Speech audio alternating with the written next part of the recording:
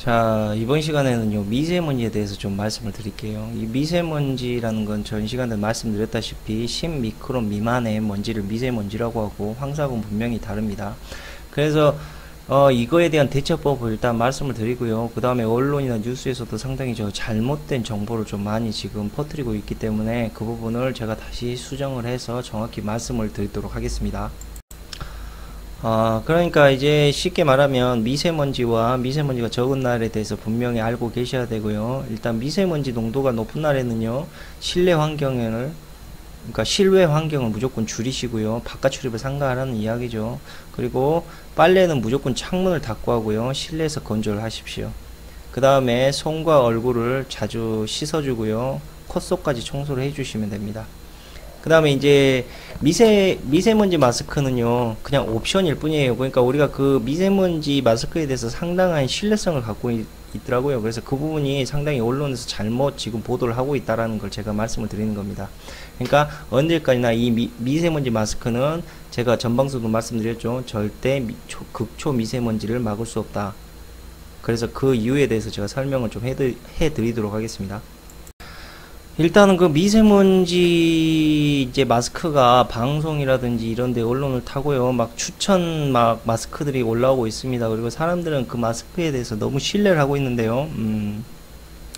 이것을 직접적으로 테스트 해본 이제 그런 사람들도 있어요. 블로그에 보면. 그래서 제가 그런 거를 종합을 해본 결과요, 상당히 이 마스크에 대한 신뢰성이 상당히 과장돼 있다라는 이제 결론을 내렸고요.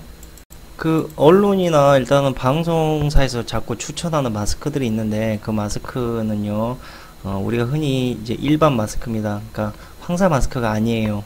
그러니까 자꾸 그 언론에서 좀 잘못 이렇게 보도를 하는 것들이 좀 보이거든요. 근데 분명한 건 일반 마스크와 황사 마스크는 분명한 차이가 있고요. 그 다음에 이제 일반 마스크 같은 경우는요, 이제 레이저 프린터기에 쓰이는 톤으로 실험을 했는데 일단 50% 이상이 여과가 됩니다. 그러니까 뭐냐면 50% 이상이 우리가 이제 이 일반 마스크를 투과해서 이 토너의 입자들이 들어간다는 이야기고요. 더군다나 이 토너의 입자 크기는요, 7에서 8 나노미터입니다. 그러니까 극초 미세먼지에 비해서 거의 그러니까 3배 정도 큰데, 이런 것들이 일반 마스크에서는 거의 50% 이상이 투과되고 있는 실정이고요. 반면에 이제 황사 마스크에서는 95% 정도 여과를 이제 했습니다. 이 토너를. 그래서 분명한 건 뭐냐면 일반 마스크는 미세먼지를 막아낼 수 있는 능력이 거의 없다. 반면에 황사 마스크는 7에서 8 나노미터 정도의 크기는 막아낼 수 있다. 일단 이렇게 결론을 내리시면 됩니다. 반면에 이제 여성분들이 상당히 마스크를 쓸 때 디자인을 중요하게 생각을 하는데요. 이거는 그냥 쓰지 않는 게 좋아요. 그러니까 아예 지금 우리가 흔히 말하는 이런 디자인을 중시한 마스크들은요, 거의 일반 마스크고요. 이 마스크는 우리가 알고 있는 미세먼지는 걸러내지 못한다. 막아낼 수 있는 건 황사 정도다. 이렇게 보시면 되고요. 괜히 여성분들 이런 마스크 써봐야 마스크에 화장만 묻고요, 스트레스만 받습니다. 화장 다시 고쳐야 되니까. 그러니까 마스크를 착용하실 때는 그나마 검증된 마스크를 착용해라. 그것도 황사 KF 필터가 붙어 있는 마스크를, 황사용 마스크를 사용해라. 이렇게 제가 추천드리고 싶습니다. 그러니까 쉽게 말하면요, 디자인을 중시하는 마스크들은요, 전부 미세먼지 마스크가 아니다 라고 이렇게 생각하시면 되는 거예요. 그러면은 어떤 마스크를 써야 되는가? 이렇게 말씀을 드릴 수가 있는데요. 지금 사진에서 보시는 것처럼 이렇게 생기거나 아니면 이렇게 생긴, 한마디로 우리가 이제 연구실이나 작업 현장에서 쓰일 만한 이런 마스크를 쓰셔야 그나마 미세먼지를 걸러낼 수 있을 것 같다라는 역할을 하게 되는 겁니다. 그러니까 일반 면으로 된 마스크, 우리가 이제 쓰면 흐물흐물한 마스크들이 있죠. 이런 마스크들은요, 그냥 쉽게 말씀드릴게요. 그냥 거름체 있죠. 우리가 거름체에 밀가루를 부어서 이렇게 탈탈탈 털면 고운 입자들만 쏙쏙쏙 빠져나오지 않습니까? 예, 요런 효과랑 거의 같습니다. 그러니까 어차피 우리가 막아야 될 건요, 극초 미세먼지죠. 2.5 나노미터 이하의 이 미세먼지를 막아내는 게 주된 목적이기 때문에요. 중요한 건 실용성을 잘 봐라. 이거죠. 그래서 우리가 쓰고 있는 천으로 된 마스크는 의미가 없다. 다시 말씀을 드립니다. 그렇다면 뭐 황사 마스크를 미세먼지 마스크의 추천 제품으로 볼 수가 있느냐? 왜냐면 아까 저기 실험해 봤듯이 레이저 프린터기 토너에 미세먼지를 95% 이상 잡아줄 수 있는 능력은 분명히 있습니다. 이 황사 마스크에. 그래서 이 등급을 보면요, KF80이라는 이 필터가 있습니다. 그러니까 이 인증을 받은 필터가 있는데, 이 필터는요 0.6 미크론 이상의 미세먼지를 80% 이상 차폐를 하고요. 이게 이제 황사 마스크입니다. 우리가 흔히 쓰는 황사 마스크고요. 그 다음에 KF94 같은 경우는요 0.4 미크론 이상의 먼지를 차폐할 수 있는 기능이 있습니다. 이것은 이제 방역용입니다. 그 다음에 마지막으로 KF99라고 0.4 미크론 이상의 미세먼지를 99% 이상 차단을 합니다. 이것은 뭐 우리가 알다시피 화학이라든지 아니면 어떤 위험물 취급을 할 때 이제 씁니다. 그래서 이 미세먼지 마스크에 대한 부분이요, 지금 이 KF80과 그 다음에 N95면요 KF94랑 같은 이제 효력을 갖고 있는 이제 마스크입니다.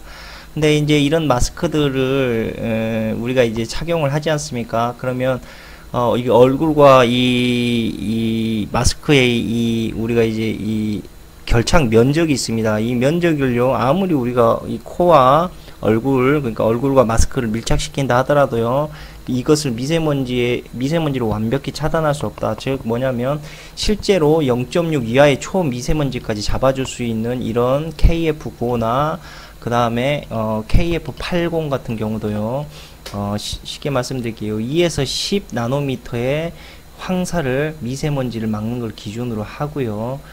그 미만의 2 미크론 미만의 우리가 미세먼지는 막아주지 못한다.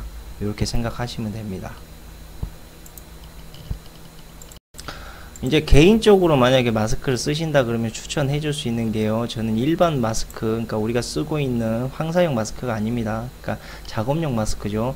N95라는 마스크를 제가 추천을 드리고요. 이것은 이제 KF, 우리가 이제 코리아 필터 기준으로 치면요 KF94하고 동일한 이제 제품입니다.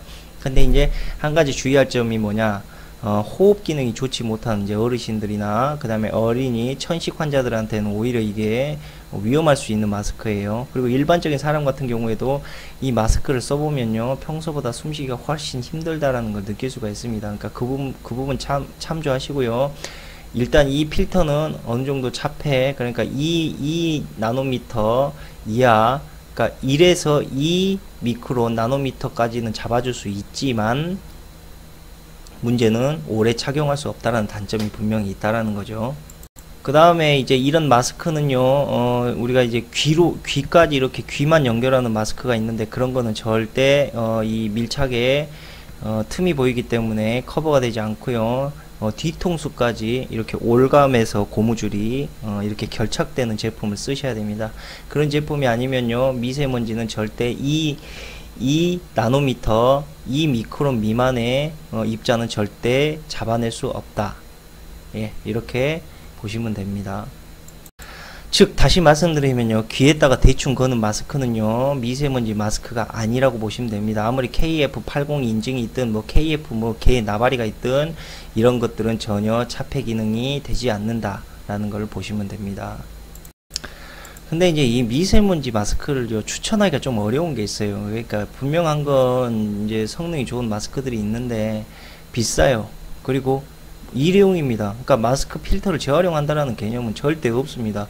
그러니까 쓰고 버리는 일회용인데 가격이 너무 비싸요. 그러니까 너무 스트레스 받을 정도로 마스크에 집착하시지 마시고요, 외출을 최대한 줄이시는 게 가장 좋습니다. 그 다음에 자주 콧속과 손등을 자주 씻어주는 게 가장 현명한 방법이에요. 그러니까 너무 마스크로 인해서 의존하지 마시라. 요게 이제 제 개인적인 생각입니다. 어차피 막아낼 수 있는 건 없다는 거예요.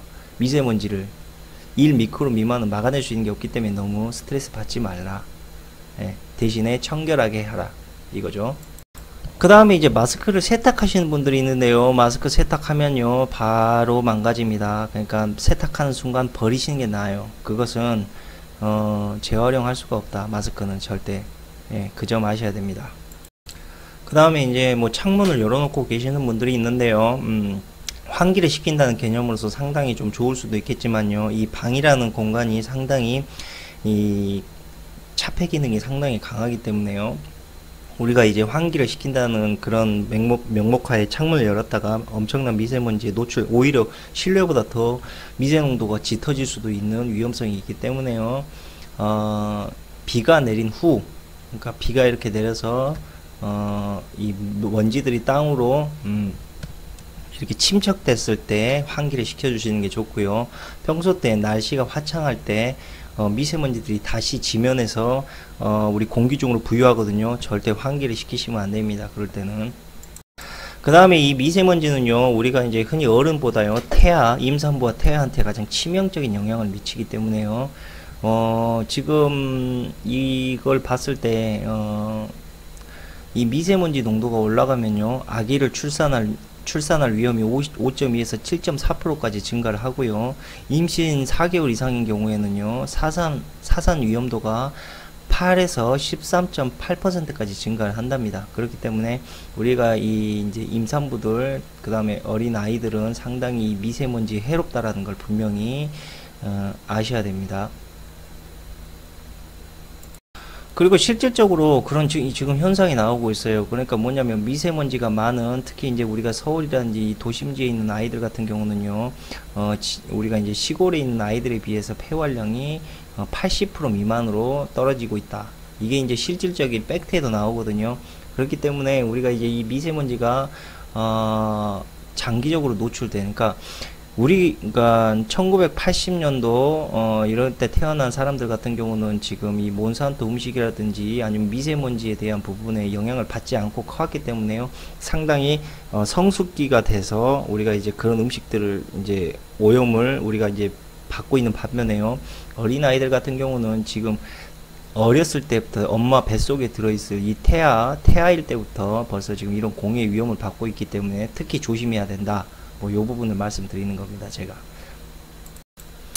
그 다음에 뭐 지금 앞으로 점점 발전되고 있는 마스크가요, 바로 이 스마트 마스크라는 부분인데요. 상당히 이제 우리가 이제 전자적인 어떤 이런 이제 필터, 우리가 이제 말하자면 전기자극의 필터로 인해서 미세먼지를 차단하는 방법이죠.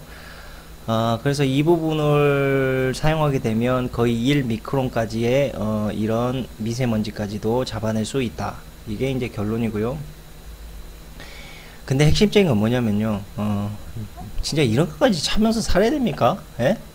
이게 뭐야 이게 도대체? 아니 멀쩡한 공기를 갖다가 이렇게 개 망가뜨려 놓고 이런 거다 착용하라고 또 팔고 있으니 이게 어이가 없는 거죠. 예? 아니 가만히 있으면은 그냥 아무 일도 안 일어날 걸 갖다가 건드려 갖고 이걸 또 이런 짓거리를 해갖고 또 물건 팔아먹기 시작하네. 정말 대단하다. 나는 이런 마스크를 지금 착용해야 된다라는 거 앞으로 필수적으로 착용하게 될 겁니다. 이런 마스크인데 이런 거를 착용해야 된다라는 게 난 이해가 안 가요. 예? 무슨 아이고 진짜 이게 제정신입니까 지금 이게?